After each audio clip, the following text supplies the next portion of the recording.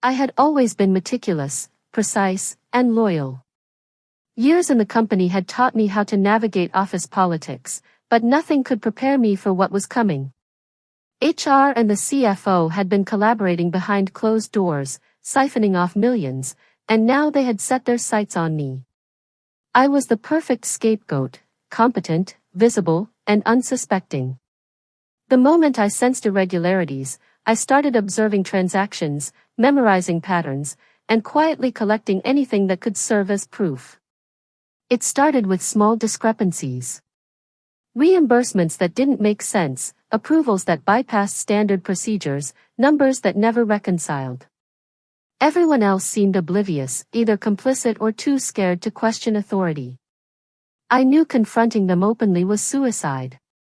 The CFO smiled at me in passing, HR complimented my recent project, and behind that smile and those words, a plan was forming, my downfall. I retraced every document, every spreadsheet, every email. My instincts screamed that this was bigger than I imagined. They were trying to corner me before anyone noticed their embezzlement. I created my own internal ledger, mirroring their transactions, identifying gaps, and tracing every dollar. $5 million had vanished, and the fingerprints pointed directly to them. The challenge was making sure this evidence would stand. They had allies in finance, in legal, in every corner of the office, but I had something far more powerful, facts. Then came the first direct threat. A meeting with HR and the CFO. The tension was suffocating. They accused me of irregular approvals, implied that audits were already questioning my work, hinted at legal repercussions. I listened, calm, measured. Their overconfidence was my advantage. Every accusation they threw, I countered internally, marking holes, inconsistencies, contradictions. They assumed I would panic, that I would beg, that I would fail to defend myself. They were wrong. I returned to my desk and began compiling everything meticulously. Emails, transfer records, internal approvals, timestamps, even screenshots were needed. Every detail mattered. I created multiple backups, both digital and physical, ensuring nothing could be erased. While they schemed to ruin me, I was building the case that would ultimately ruin them. My colleagues noticed my focus, my intensity, but they had no idea why I moved so swiftly. To them, I was just diligent. To me, every keystroke was a step closer to survival and justice. Days passed. Each interaction with HR or the CFO became a careful maneuver. They tested me, asking for explanations, probing for weaknesses, trying to bait me into mistakes. I stayed calm, polite, professional, never giving them an inch. They underestimated me, assuming that their status and intimidation would control me. I used that underestimation as fuel. Every conversation, every document they demanded, became another opportunity to observe patterns, to confirm corruption, to catch lies in real time. I reached out to a trusted colleague in internal audit discreetly, someone who had always respected my work and understood my integrity. Together, we cross-checked numbers, traced transactions, and confirmed my suspicions. $5 million had been misappropriated. HR and the CFO had manipulated ledgers, altered approvals, and created fake documentation to cover their tracks. Worse, they were actively trying to frame me, to make it appear that I had authorized fraudulent transfers. The audacity was staggering, but now it was quantifiable. Now, it was undeniable. I began organizing the evidence for legal scrutiny. Everything had to be airtight, no assumptions, no loose ends, no room for them to wiggle out. I created a timeline of every suspicious transaction, aligned it with emails, internal memos, and approval chains. I mapped their collaboration, documented attempts to mislead auditors, and recorded inconsistencies. Each piece of evidence built on the last, forming an unbreakable chain that led directly to them. The complexity of their scheme only worked in my favor. They had left a trail, a pattern, that could not be explained away. Then the pressure intensified. HR called another meeting, this time with subtle threats disguised as advice about compliance and accountability. The CFO watched silently, a patronizing smile on his face, confident I would crack. But I didn't flinch.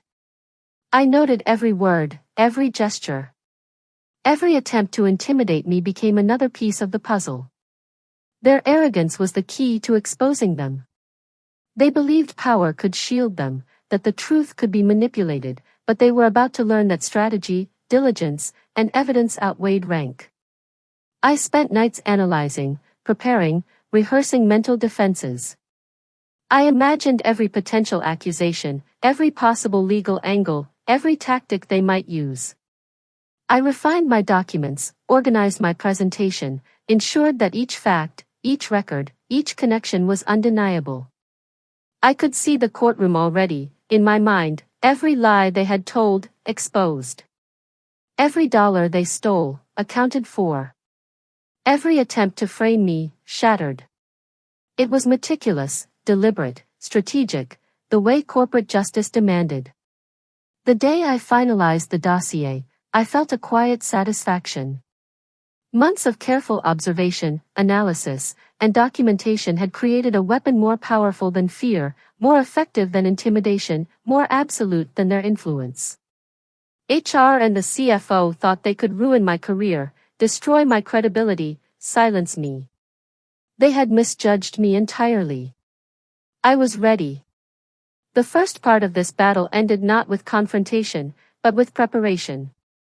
I had survived their initial attack. I had confirmed their crimes. I had built an impenetrable case. And now, the next phase would begin, the phase where the tables turned. Their corruption would no longer be hidden, their threats no longer effective, their power no longer absolute. I was no longer just a target. I was a strategist, a force, and soon, a victor. With the dossier complete, I shifted into full investigative mode. Preparation alone wasn't enough. I had to trace every thread, every transaction, every email that tied HR and the CFO to the $5 million scheme. I began by reviewing the company's internal financial systems, focusing on anomalies they had overlooked. Each irregularity I found wasn't just a mistake, it was deliberate manipulation. I cataloged every document, every ledger adjustment, every unusual approval. Patterns emerged, and they painted a damning picture: unauthorized transfers, fake invoices, manipulated reconciliations. Every detail connected directly to them. I worked methodically, but swiftly. I knew time was critical. The longer they were unaware of my scrutiny, the more evidence I could uncover. I cross-referenced records across departments, matched approvals with timestamps, and flagged discrepancies in payroll and vendor payments. Every fraudulent transaction had a signature, a method, a trail. HR had tried to mask it with routine procedures, but they had underestimated the depth of my analysis. I wasn't just cataloging numbers, I was constructing an irrefutable chain of evidence. They became increasingly careless, blinded by overconfidence. The CFO grew arrogant in meetings, dismissing minor concerns as clerical errors. HR continued her charm offensive, complimenting my work while weaving subtle threats into every conversation. Each interaction provided new insight into their operations, revealing communication patterns, hidden collaborators, and points of vulnerability. I recorded mental notes and cross-checked them against hard data. Every offhand remark, every smile, every email became a piece of the puzzle.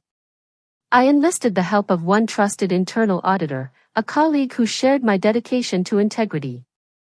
Discretion was critical, a single leak could jeopardize everything. Together, we mapped every financial anomaly, traced funds, and documented every attempt to mislead auditors. The $5 million wasn't just missing, it had been strategically siphoned through multiple accounts, disguised as legitimate transactions, and approved under falsified credentials. Their system of deceit was sophisticated, but it was not flawless. Every loophole, every misstep, became a leverage point for the case I was building. As we dug deeper, I uncovered their plan to frame me. Fake approvals had my name attached, forged digital signatures, and fabricated emails designed to make me appear complicit. Their audacity was staggering, but their arrogance was my advantage. Each falsified record was a thread I could pull, revealing inconsistencies, impossible timelines, and logical contradictions. I cataloged everything meticulously, labeling each piece of evidence, cross-referencing it with independent verifications. Nothing could be dismissed as coincidence. Nothing could be explained away. Pressure escalated internally. HR requested multiple compliance updates from me, probing for gaps, testing my reactions, attempting to bait me into a misstep. The CFO attempted to isolate me, subtly spreading rumors about my oversight failures and questioning my judgment in front of colleagues. I remained composed, responding only with facts and neutral professionalism. While they believed they controlled the narrative, I controlled the truth. I allowed them to reveal themselves through their own actions while I remained untouchable in evidence and logic. I started simulating potential courtroom scenarios in my mind. Every accusation they could make, every line of defense they might employ, I anticipated. I built counterarguments, validated them against documents, and rehearsed how each revelation could be presented. I visualized the moment when auditors, legal advisors, and eventually a judge would see their deception unfold. Every detail was accounted for, every piece of evidence catalogued, and every potential weakness in my case sealed. I wasn't just preparing to defend myself, I was preparing to dismantle them completely. One morning, I noticed a discrepancy in a vendor ledger, a transfer that appeared legitimate on the surface but, when cross-referenced with internal communications, revealed a clear falsification. This was the breakthrough I needed. I traced it to HR, who had authorized the transfer under a fake vendor profile, and the CFO, who had signed off despite internal objections. This single transaction opened the door to uncovering dozens of similar manipulations. Each subsequent discovery validated the theory I had been constructing for weeks. Their network of deceit was collapsing under the weight of its own complexity. I began organizing the evidence into a coherent, chronological narrative. The goal was to present it so clearly, so methodically, that no one could deny the truth. Emails were aligned with ledger entries, approvals were cross-checked with timestamps, and each fraudulent action was linked to its responsible party. I created multiple layers of documentation, ensuring redundancy in case of digital tampering. My goal was not revenge for the sake of emotion, it was justice. Each fact, each number, each document was a calculated strike against corruption. HR and the CFO were unaware of the full extent of my findings. They continued their routine, making minor mistakes, leaving digital footprints, exposing themselves further. Their overconfidence was staggering. Every subtle attempt to manipulate the narrative, every effort to intimidate me, only strengthened my case. I knew the moment would come when the evidence could no longer be ignored and the system would recognize the truth. My patience and meticulous preparation ensured that when the confrontation occurred, it would be decisive. By the end of the second week, the dossier had grown into a comprehensive body of proof. It detailed every misappropriated dollar, every forged approval, every attempt to implicate me falsely. It was organized, precise, and unassailable. I felt a controlled satisfaction. Months of careful observation, methodical data collection, and strategic analysis had created something powerful. I wasn't just defending myself anymore, I was poised to expose a corruption network that had thought itself untouchable. I briefed my trusted colleague one last time, confirming that all documents were backed up and verifiable. The internal audit department was aware of discrepancies, but without my organized evidence, the scope and culpability of HR and the CFO would have remained hidden. With everything in place, I had shifted from a target to an orchestrator. The next phase would be execution, presenting the evidence to the legal authorities, ensuring accountability, and finally, seeing justice served. In those quiet moments before action, I reflected on the precision required. Every detail mattered, every misstep could compromise the outcome. Months of preparation had brought me to this point. HR and the CFO had underestimated me at every turn. They believed their positions and intimidation would control the narrative. They had no idea that the very system they manipulated had been traced, catalogued, and documented in a way that left no room for excuses. The truth was about to become undeniable. I was ready to move. The evidence was airtight, the strategy flawless, and my resolve unshakable. They had tried to frame me, tried to destroy my career, and underestimated my determination. Now, with the full picture in hand, the $5 million scheme would no longer be hidden. Their arrogance had built the very trap that would expose them. The moment of confrontation drew near, and I knew the scales of corporate justice were about to tilt in my favor. I was no longer preparing, I was ready to act. With the evidence complete, I shifted into execution mode. Preparation had been meticulous, but the next step required precision and timing. Every document, every transaction, every forged approval had to be presented in a way that left no doubt. I created a detailed timeline, aligned all records, and identified the strongest points to highlight first. HR and the CFO had underestimated my discipline, my ability to turn their arrogance against them. Now, every misstep they had made would become a weapon in my hands. I scheduled confidential meetings with legal advisors and auditors I trusted. Each discussion was focused, professional, strategic. I walked them through the evidence without emotion, emphasizing the irrefutable nature of the facts. Emails aligned perfectly with ledger discrepancies. Fake vendor accounts and manipulated approvals were documented and cross-verified. Every forged signature, every attempt to frame me, was backed with timestamps and independent confirmations. Nothing could be denied, nothing could be dismissed. Meanwhile, I monitored HR and the CFO's actions discreetly. Their overconfidence persisted, they were blind to the depth of scrutiny I had applied. Every call, every internal communication, every minor misstatement became another thread I could pull. They continued their routine, unwittingly providing more material that confirmed my findings.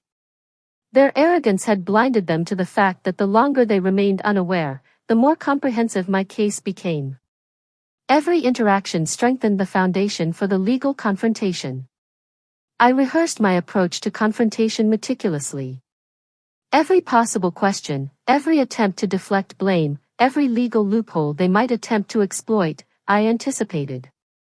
I structured the evidence in layers: primary documentation, corroborating communications, digital verification, and chronological validation.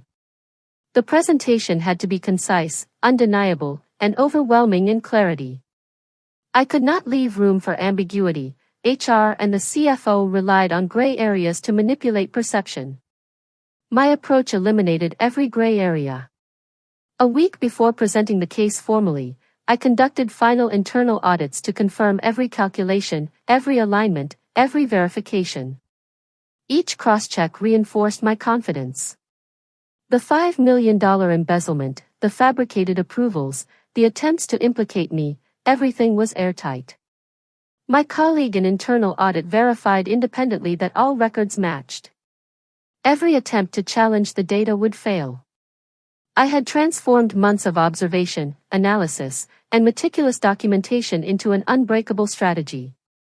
At this point, HR and the CFO began subtle attempts at intimidation. HR sent veiled emails about compliance risks, implying scrutiny on my recent projects. The CFO circulated rumors questioning my judgment and reliability. I noted each action, adding it to my timeline. Every move they made reinforced the narrative of their desperation and guilt. They believed pressure and intimidation could influence me, but they had no idea that each act was simply another confirmation of the very case I would present. Their overconfidence was my advantage. I prepared for the legal confrontation by simulating courtroom scenarios. Every argument they could present, every defense they might attempt, I anticipated. I rehearsed responses, aligned documents to counter potential objections, and verified independent confirmation for each claim. My strategy was methodical: dismantle their narrative, expose the embezzlement, and prove their attempt to frame me. By presenting the facts systematically, I ensured that no emotion or theatrics could cloud the truth. The power of evidence would speak louder than intimidation. The day of initial legal review arrived. I presented the compiled dossier to the Internal Compliance Board and legal advisors.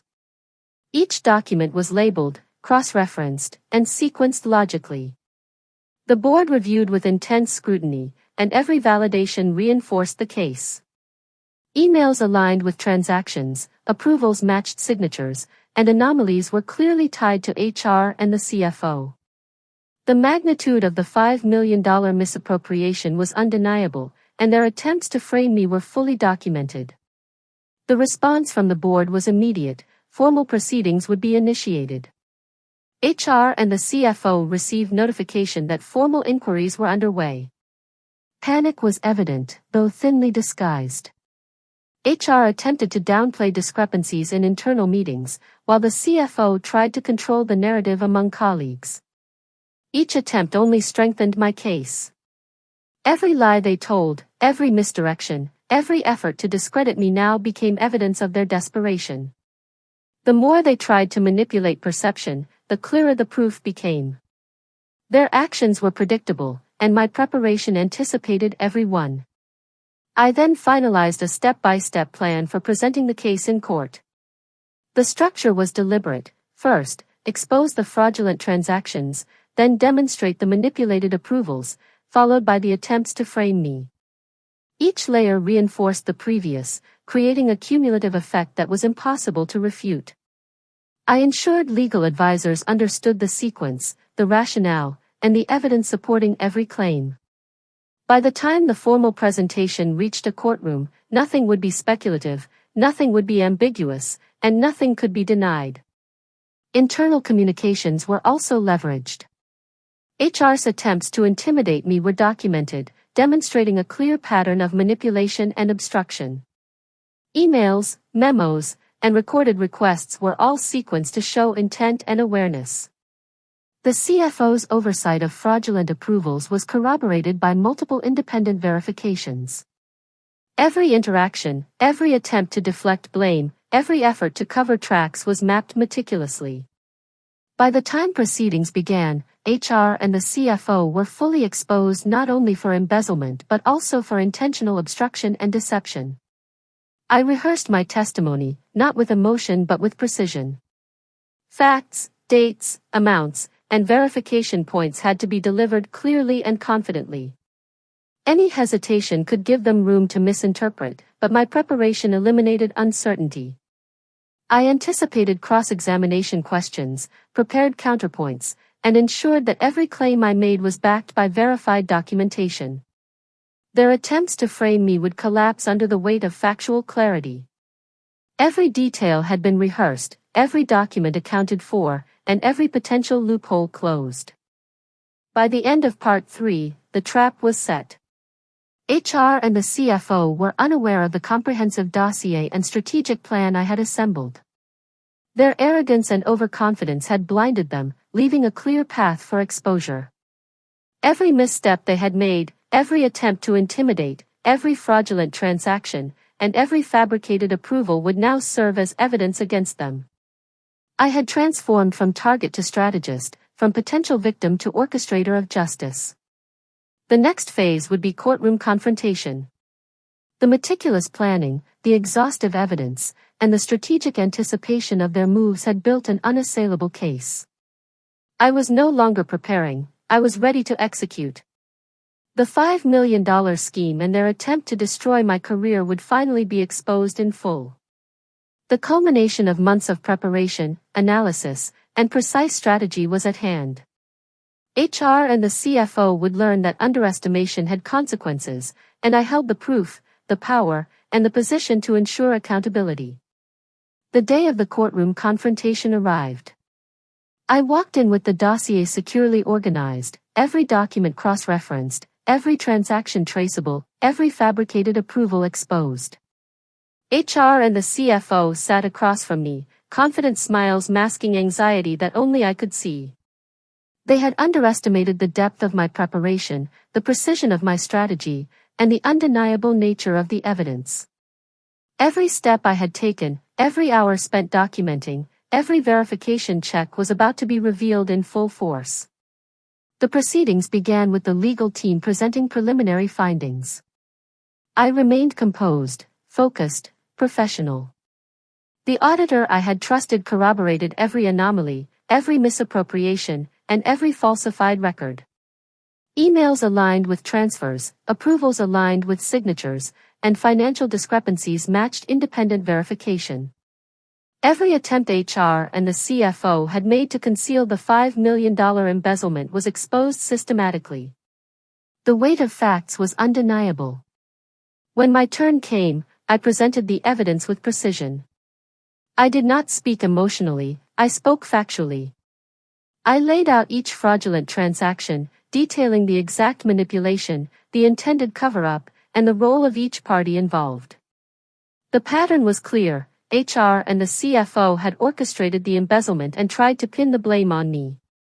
The judge followed every point closely, as did the legal team on both sides. Every question I anticipated had been addressed beforehand. HR attempted to interrupt, but procedural reminders kept the focus on facts.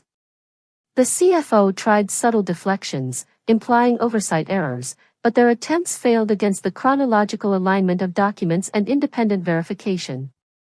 I walked through each layer, the embezzled funds, the fake approvals, the fabricated emails, and the attempts to implicate me. Each point was linked to evidence, timestamps, and internal communications. There was no room for doubt, no ambiguity, no gray area to exploit. As the testimony continued, the courtroom tension escalated. HR's confidence began to crack, the CFO's composure faltered. Every point I made highlighted inconsistencies in their narrative, every cross-reference confirmed intentional deception, every documented attempt to intimidate me reinforced their culpability. The strategy had worked perfectly, the facts left them exposed, their arrogance had led them to leave trails, and my meticulous preparation ensured nothing could be denied. Internal auditors presented additional corroboration, tracing the financial manipulations back to accounts directly under HR and CFO control. Vendors identified as fake were confirmed through independent verification. Digital signatures had been forged, but timestamps revealed the inconsistencies. Attempts to shift blame toward me were countered immediately with verifiable evidence. The courtroom absorbed the full scope of the $5 million embezzlement, and the weight of truth was undeniable. The judge paused, reviewing documents, and asked targeted questions to ensure clarity. Each answer I provided was backed with verified proof, cross-checked and layered logically. HR and the CFO attempted minimal interruptions, but the pattern of fraud was now undeniable. Every attempt they had made to mislead auditors, to manipulate colleagues, and to frame me was documented, verifiable, and presented in a way that eliminated any excuse or ambiguity. Their power, influence, and intimidation tactics held no weight against this level of preparation. Colleagues who had been witnesses to minor irregularities were called, and their statements corroborated the patterns I had outlined. Each testimony reinforced the narrative. HR and the CFO had orchestrated a deliberate, sustained scheme to embezzle millions while framing me. Their combined efforts, arrogance, and reliance on their positions had blinded them to the traceable evidence that now formed an unassailable case. The courtroom narrative left no room for misinterpretation. As the session progressed, the emotional weight shifted. HR's demeanor became defensive, nervous glances replaced confident smiles. The CFO attempted to reassert authority, but each claim was immediately countered with documented proof. The magnitude of their miscalculations became apparent. Months of preparation, meticulous documentation, and strategic foresight had converged perfectly. The truth was not just revealed, it dominated the narrative.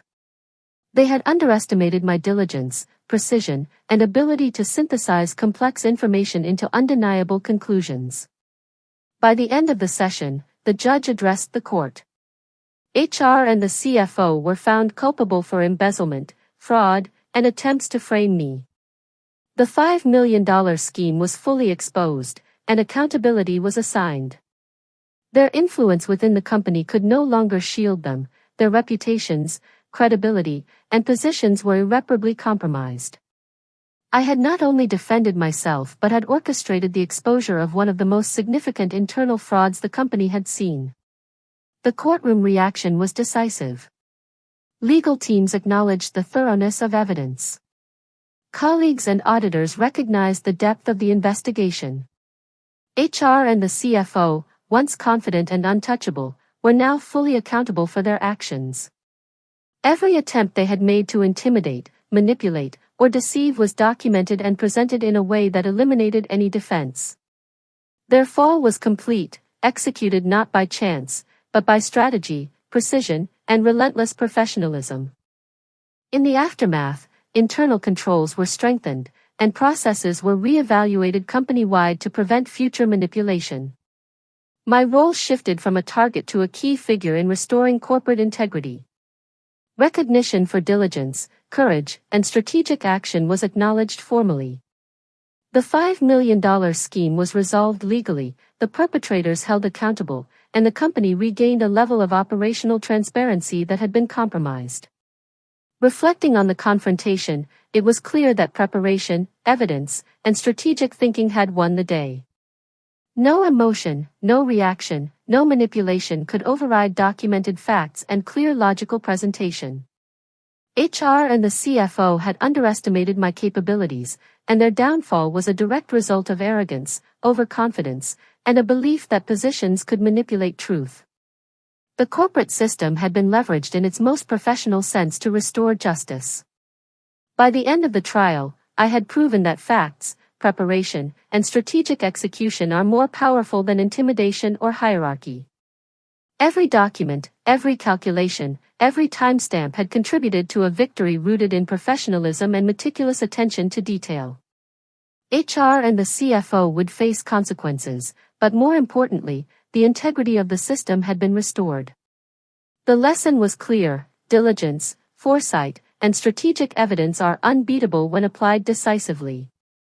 The courtroom closed on a decisive note. My career remained intact, my credibility validated, and my professional reputation elevated. The $5 million embezzlement had been fully exposed, the attempted framing nullified, and corporate justice served. The story of preparation, precision, and professional execution would remain a benchmark for accountability. What had begun as an attack had ended as a complete reversal, demonstrating that strategy, evidence, and composure can overcome even the most calculated corruption.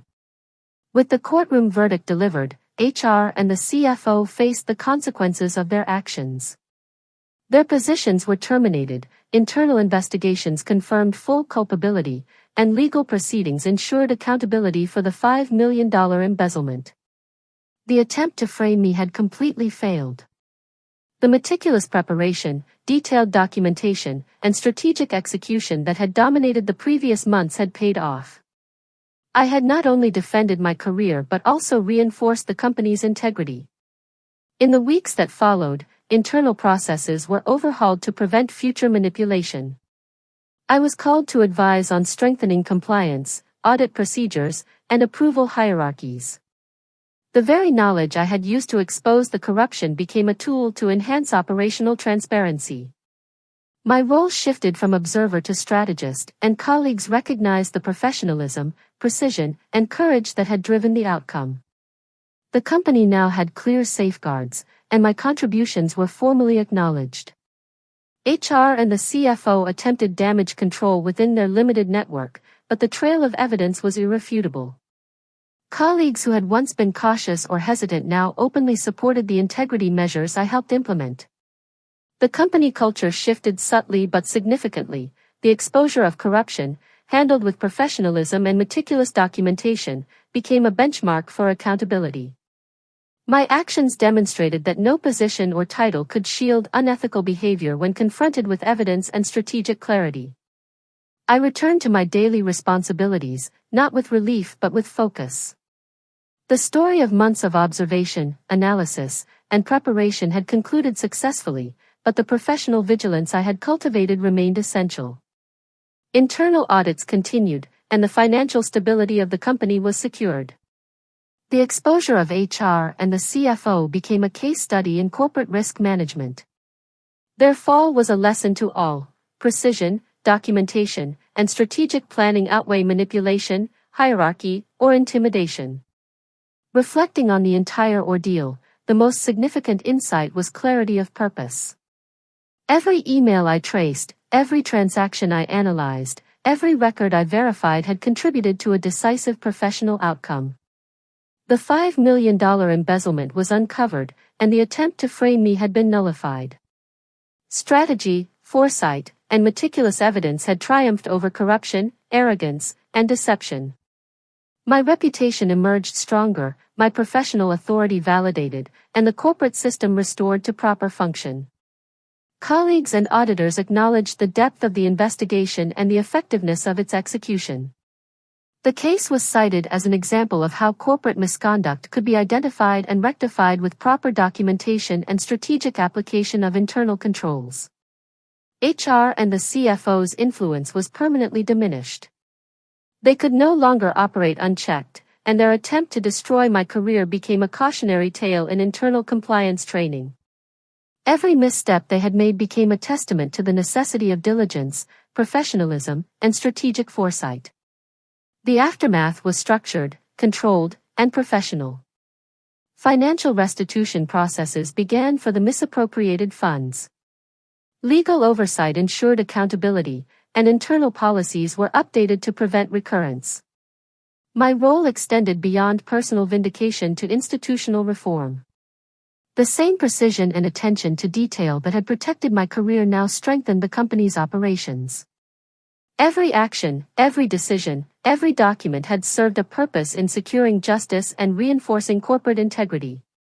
I remained vigilant but confident. Months of preparation, strategic planning, and careful execution had culminated in a professional triumph.